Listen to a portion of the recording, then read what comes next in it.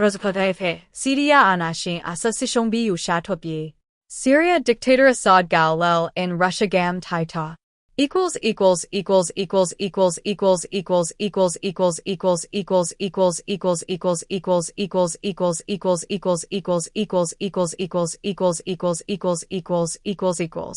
Russia la Iran T huna ta aga mipi tampi that in gong tat la gitlona ta UK Syria dictator Assad pen mipi gakap T lel and agam pan taikia in Russia T kiang beltahai. Assad and gong tatna ta UK za kum 14 za tsiang mipi gakap lam 10-2 ka sung up malopi in akwapi Damascus kwapi lak za at tsiang atai kia ahi hai.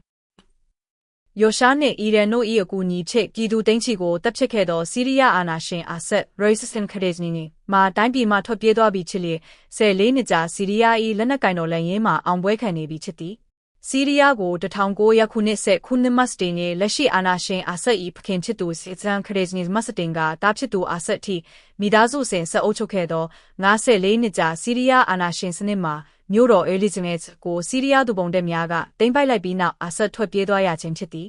2010ခုနှစ်ဆီးရီးယားတွင်အာဏာရှင်အာဆတ်ဆိုးရာပြုတ်ကျရေးပြည်သူလူထုကဆန္ဒပြခဲ့တော်လဲအာဆတ်ကယိုရှာအီရန်တို့၏အကူအညီဖြင့်ပြည်သူများကိုစိန်ဝှက်လက်နက်များအသုံးပြုလဲကောင်းလေကြောင်းတိုက်ခိုက်မှုများဖြင့်လဲကောင်းအလွန်ရက်စက်စွာတပ်ဖြတ်ခဲ့သည်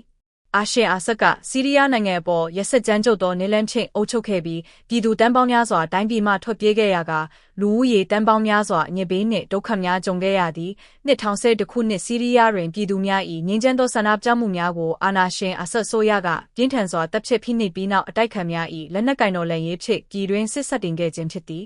2024ခုနှစ်ဒီဇင်ဘာလနိုင်ငံတကာနှင့်အာရက်ကဘာကအအားတရသည့်အထိဆီးရီးယားရှိမြို့ကြီးများကိုဒူပုံတက်များကရပ်ပိုင်းတွင်သိမ်းပိုက်ပြီးအာဏာရှင်အာဆတ်ဆိုးရ၏အုပ်ချုပ်ရေးတစ်ခုလုံးကိုအပြီးတိုင်ဖြိုချလိုက်ခြင်းဖြစ်သည်ယိုရှာနှင့်အီရန်တို့ကအာဏာရှင်အာဆတ်အစိုးရမပြုတ်ကျရေးစစ်ရေးနှင့်တိုက်ခိုက်မှုများစွာလှုံ့ဆော်ပေးခဲ့လင့်ကစားနောက်ဆုံးတွင်အာဆတ်မှနိုင်ငံမှထွက်ပြေးသွားရခြင်းဖြစ်သည်